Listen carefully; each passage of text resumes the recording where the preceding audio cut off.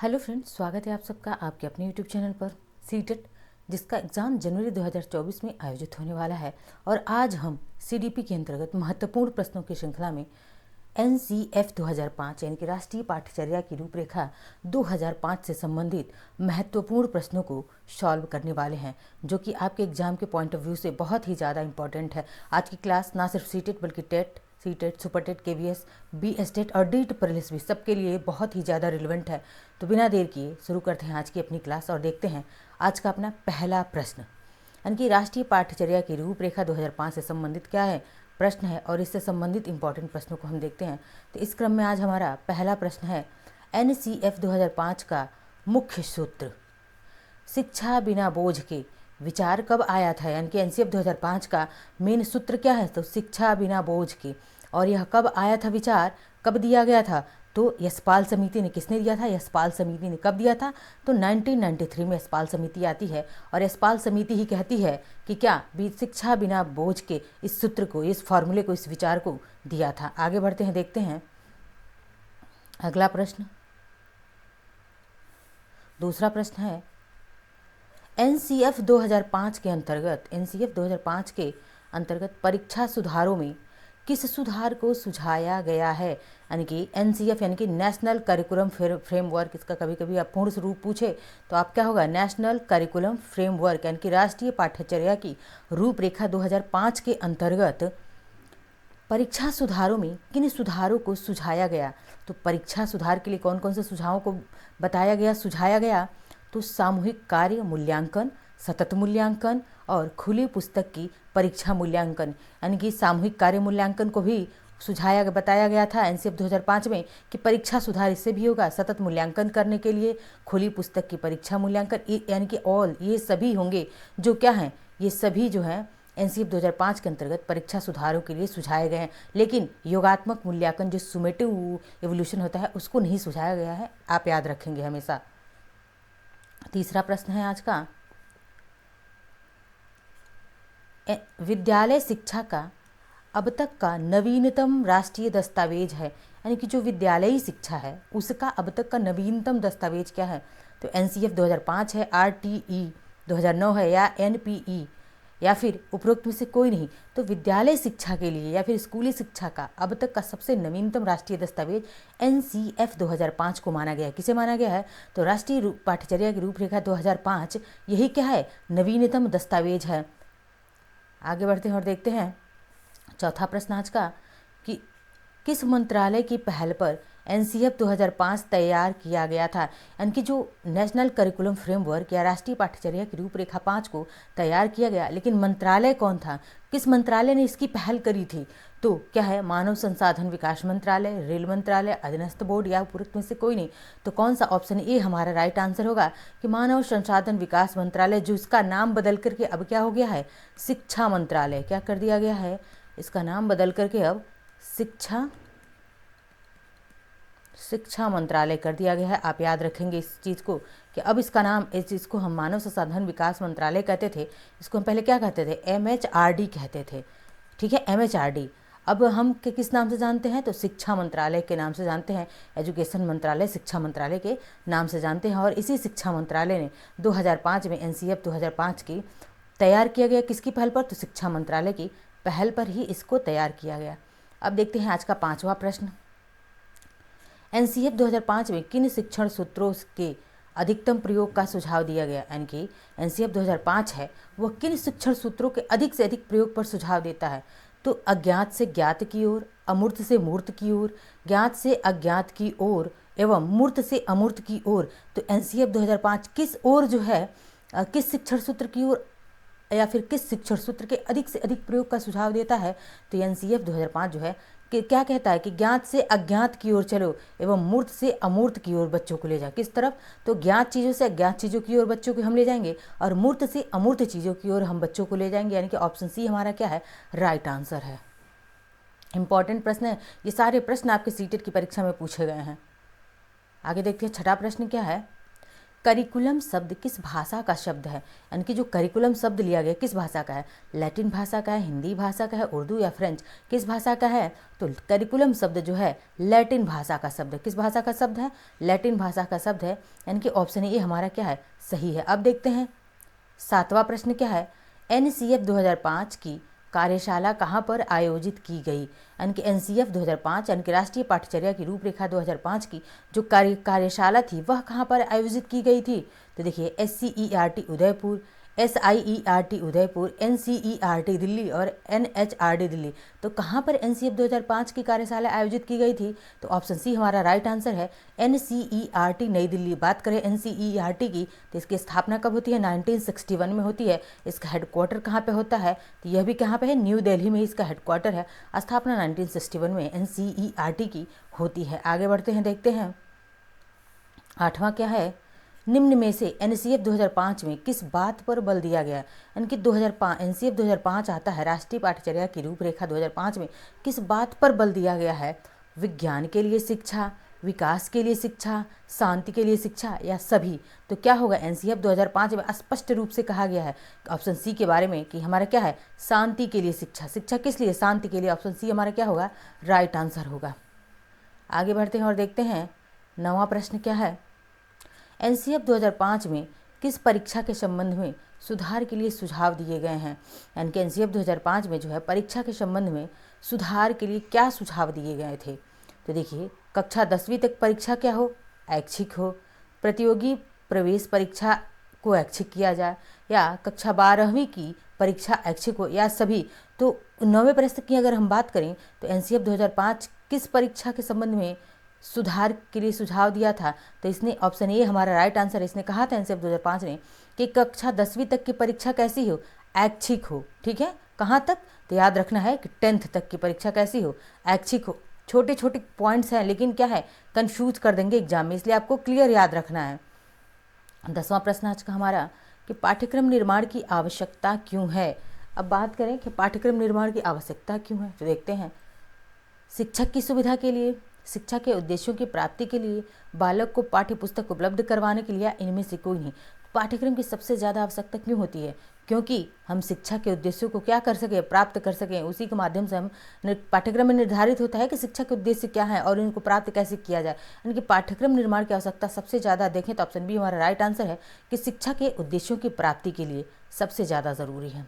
11वां प्रश्न आज का हमारा, NCF 2005 सुझाव दिया गया, यानी कि NCF 2005 में सुझाव दिया गया है कि सूचना को क्या मानने से बचा जाए। देखिए NCF 2005 कहता है कि सूचना को हम क्या मानने से बचें?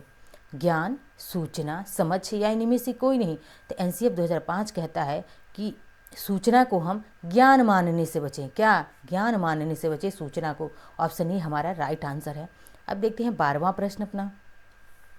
12वां प्रश्न है कि NCF 2005 में कुल अध्यायों की संख्या कितनी है? प्रश्न भी पूछा गया है यह कि NCF 2005 में कुल अध्याय कितने हैं। तो NCF 2005 में अगर हम कुल अध्यायों की बात करें तो इसमें कितने? 5 अध्याय हैं। आगे बढ़ते हैं, देखते हैं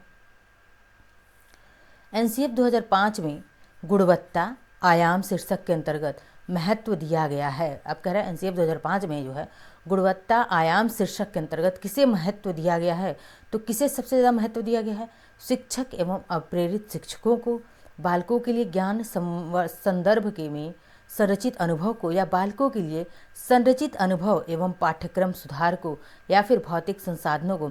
NCF 2005 में गुणवत्ता आयाम शीर्षक इसके अंतर्गत सबसे ज़्यादा अगर महत्व दिया गया तो ऑप्शन सी हमारा राइट आंसर है कि बालकों के लिए संरचित अनुभव और पाठ्यक्रम सुधार, इसको ही क्या सबसे ज़्यादा इंपॉर्टेंस दिया गया है। अब देखते हैं अपना 14 नंबर का प्रश्न। 14 नंबर का प्रश्न क्या है कि यदि बच्चे फेल होते हैं तो वे दर्शाते हैं। अब देखिए यदि अगर बच्चा साल भर पढ़ाई किया लेकिन फिर भी एग्जाम में क्या हो गया? फेल हो गया, तो वह क्या दर्शाता है? अपनी असफलता को दर्शाता है, स्कूल की असफलता को दर्शाता है, समाज की असफलता को दर्शाता है, या परिवार की असफलता को? यानी कि बच्चा यदि फेल होता है तो वह किसकी असफलता को दर्शाता है? स्कूल की। किसकी? स्कूल की असफलता को दर्शाता है। ऑप्शन बी हमारा राइट आंसर है कि यदि कोई बच्चा फेल होता है तो स्कूल की असफलता है, ना कि बच्चे की असफलता। आगे बढ़ते हैं 15वां प्रश्न अपना देखते हैं कि एनसीएफ 2005 के अनुसार सीखना है यानी कि राष्ट्रीय पाठ्यचर्या की रूपरेखा 2005 कहता है कि सीखना क्या है। तो ज्ञान के निर्माण की प्रक्रिया या ज्ञान अवरुद्ध करने की प्रक्रिया। तो अवरुद्ध करने की बात बिल्कुल एनसीएफ में नहीं की गई है। सीखना व्यक्ति के विकास को प्रभावित करती है या उपरोक्त में से कोई नहीं। तो कोई नहीं भी नहीं होगा, कोई न कोई तो हमारा आंसर है इसमें से। यानी कि सीखना व्यक्ति के विकास को प्रभावित करती है, ये भी नहीं, बल्कि ये हमारा राइट आंसर है कि ज्ञान के निर्माण की प्रक्रिया। सीखना क्या है? तो ज्ञान के निर्माण की प्रक्रिया है एनसीएफ 2005 के अनुसार। सीखना लर्निंग क्या है? तो ज्ञान के निर्माण की एक प्रक्रिया है। आगे देखते हैं 16वां प्रश्न अपना। राष्ट्रीय संचालन समिति के अध्यक्ष थे। अब देखिए कह रहे हैं राष्ट्रीय संचालन समिति के अध्यक्ष थे professor Yashpal, professor Krishna Kumar, professor Arvind Kumar या इनमें से कोई नहीं। तो राष्ट्रीय संचालन समिति के अध्यक्ष कौन थे? प्रोफेसर यशपाल। और 1993 में यह प्रोफेसर यशपाल कब आती है संचालन समिति? 1993 में। इन्होंने कहा था, इन्होंने ही नारा दिया था, शिक्षा बिना बोझ के। क्या है? बोझ के। इन्होंने यही नारा दिया था, शिक्षा बिना बोझ के, प्रोफेसर यशपाल ने ही। आगे देखते हैं अब 17वां प्रश्न अपना। 17वां प्रश्न क्या है कि एनसीएफ 2005 के अनुसार एक शिक्षक की भूमिका होनी चाहिए। यानी कि राष्ट्रीय पाठ्यचर्या की रूपरेखा 2005 के अनुसार एक शिक्षक की भूमिका कैसी होनी चाहिए? एक शिक्षक किस प्रकार की भूमिका निभाए? अनुमोदक की, सुविधादाता की, आधिकारिक की या फिर तानाशाह की? तानाशाह का भी नहीं, अधिकारी का भी नहीं और अनुमोदक का भी नहीं, बल्कि एक शिक्षक जो होता है ना, वो शिक्षार्थी के लिए, वो लर्नर के लिए एक सुविधादाता होता है। क्या होता है? सुविधादाता होता है। ऑप्शन बी हमारा क्या है? राइट आंसर है। एक सुविधादाता की भूमिका होनी चाहिए शिक्षक की। किसके अनुसार? एनसीएफ 2005 के अनुसार। बात करते हैं 18वें प्रश्न की। तो 18वां प्रश्न है अपना, राष्ट्रीय पाठ्यचर्या की रूपरेखा 2005 का उद्धरण निम्न में से किससे हुआ है? यानी कि कहाँ से इसका ओरिजिन हुआ है, कहाँ से इसको लिया गया है एनसीएफ 2005 की रूपरेखा को?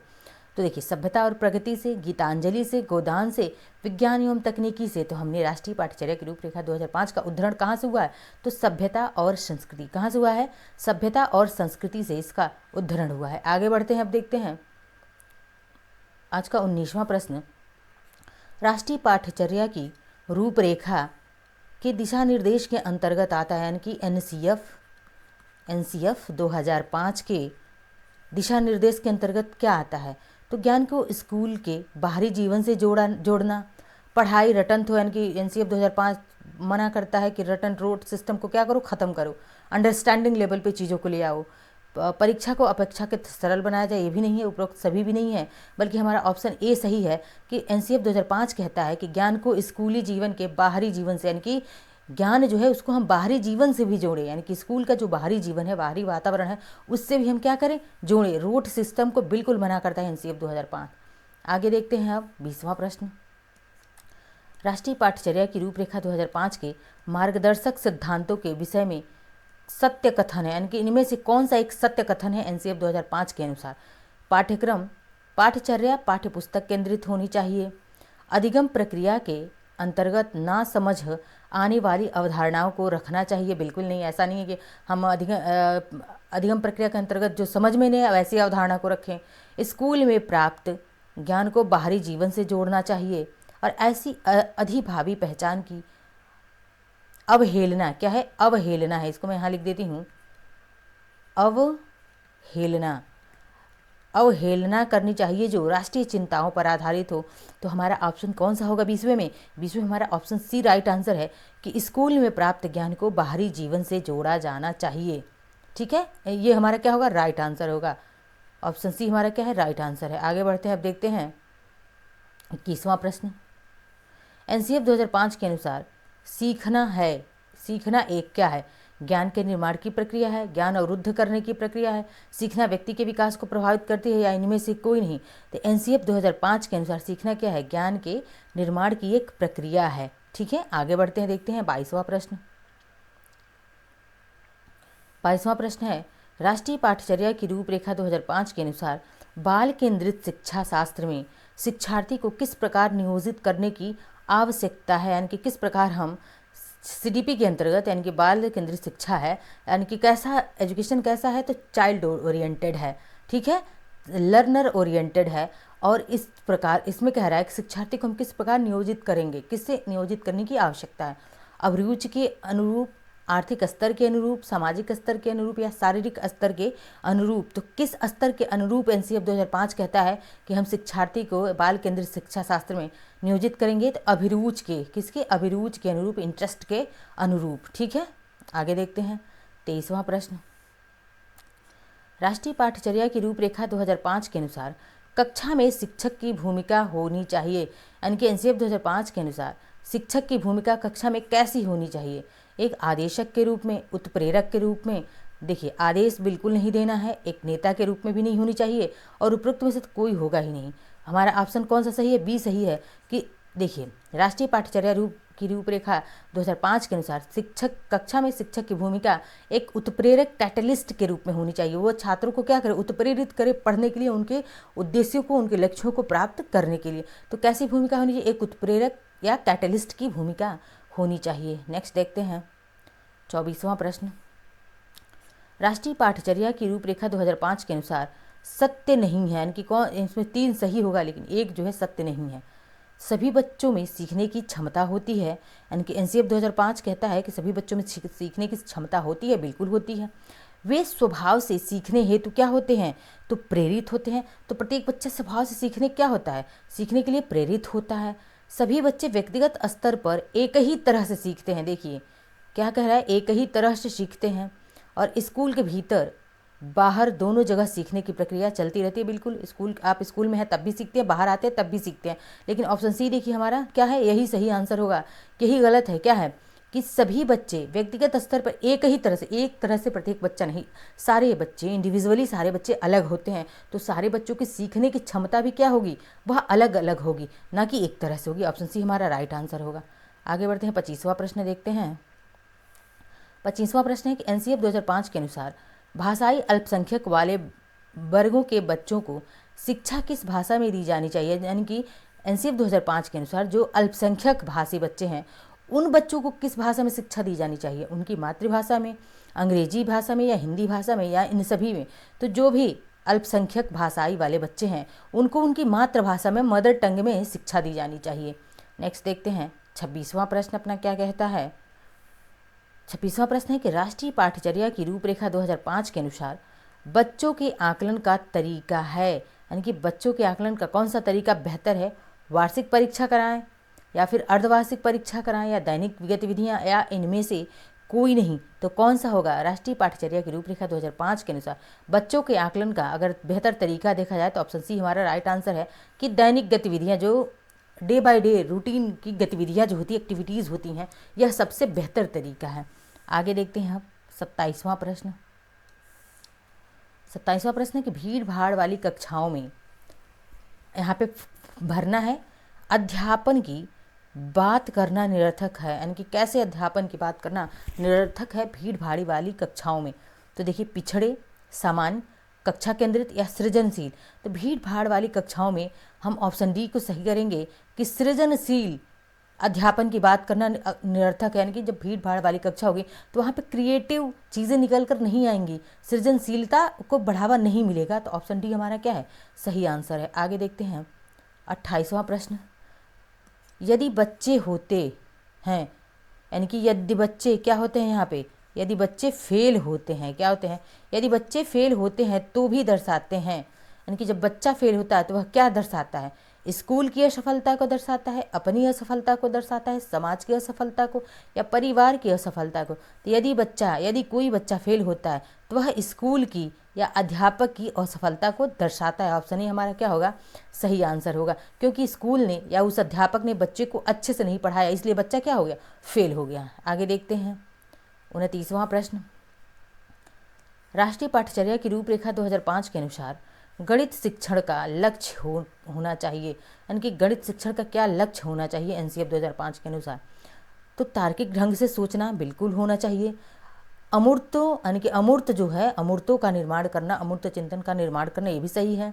संचालन करने की योग्यता का विकास करना, ये भी यानी कि तीनों चीज़ें होनी चाहिए, यानी कि ऑप्शन डी हमारा राइट आंसर है। उपरोक्त सभी एनसीएफ 2005 के अनुसार गणित शिक्षण का लक्ष्य तार्किक ढंग से सोचना है, अमूर्त का निर्माण करना है, संचालन करने की योग्यता का विकास करना है। और आज का अंतिम प्रश्न है 30वां हमारा, कि आपको भरना यहाँ पे खाली जगह की चिंताओं के प्रति जागरूकता को संपूर्ण स्कूल पाठ्यचर्या में व्याप्त होना चाहिए, यानी कि किस चीज़ की चिंता के प्रति जागरूकता को संपूर्ण स्कूल पाठ्यक्रम में व्याप्त होना चाहिए। गणित, पर्यावरण, भाषा या मातृभाषा। तो किस चीज़ की अगर बात करें हम, तो किस चीज़ की बात करें कि किस चीज़ की चिंताओं के प्रति जागरूकता को संपूर्ण स्कूल पाठ्यचर्या में व्याप्त होना चाहिए? पर्यावरण। किसकी? ऑप्शन बी हमारा राइट आंसर है कि पर्यावरण की चिंताओं के प्रति जागरूकता को संपूर्ण स्कूल पाठ्यचर्या में व्याप्त होना चाहिए। ऑप्शन बी हमारा क्या है? सही आंसर है। यह थी एनसीएफ 2005 से संबंधित इम्पॉर्टेंट, बहुत ही ज़्यादा इम्पॉर्टेंट प्रश्न, जो कि आपके एग्जाम के पॉइंट ऑफ व्यू से बहुत ही ज़्यादा इम्पॉर्टेंट है। यहाँ से एक प्रश्न बिल्कुल आपकी परीक्षा में आना तय है। तो क्लास पसंद आए तो लाइक, शेयर, सब्सक्राइब, कमेंट करते रहिए। मिलते हैं अगले लेक्चर में, जो कि RTE 2009 और RPWD 2016 से संबंधित होगा। धन्यवाद।